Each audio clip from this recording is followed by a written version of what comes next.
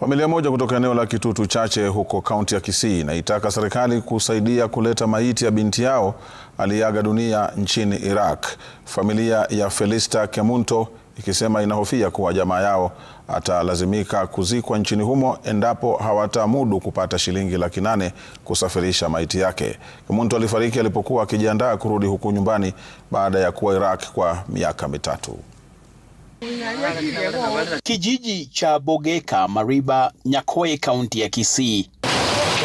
Majirani wanaongoza familia ya marehemu Felista Kemunto, mwanadada aliyefariki ghafla siku chache kabla ya kupanga safari ya kurejea nyumbani baada ya kuwa nchini Iraq kwa muda wa miaka 3.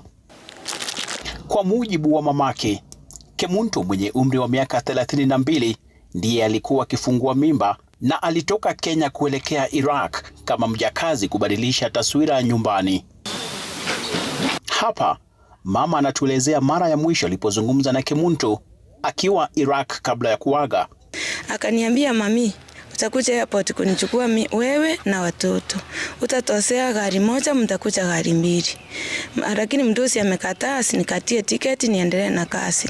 Kijiji hiki kilianza safari ya maombolezo mwezi mmoja baadaye, ila hakuna dalili ya mwili kufika nchini. Hema hili lililowekwa hapa, muda wake wa kuanuliwa umepita, ila kwa huruma ya majirani ingali imesimama. Akili nipate kusaidiwa, mtoto wangu alete asiku hapa ili nisaidie. Hata watoto wake wananiuliza, mami akuji Disemba.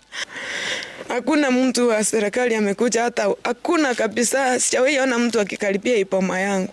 Kitabu hiki ndicho tegemeo kwa familia hii, hususan kwa yeyote anayezuru hapa kuwasaidia na mchango.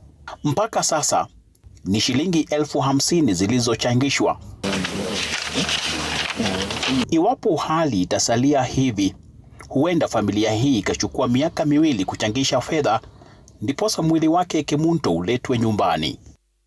Hii kitabu ndio hii kitabu ndio mchango watu wamenichangia tangu tulipoanza. Na tajiri ya mwenye mtoto wangu mahali alikuwa anafanya, anasema tukimaliza sijui miezi 2 hivi watachoma hiyo mwili. Hii familia haijiwezi, hata kuleishi chakula ya kukula ni ngumu.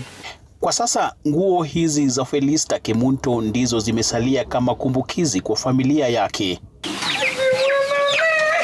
Crispin Otieno, runinga ya Citizen, Kisii.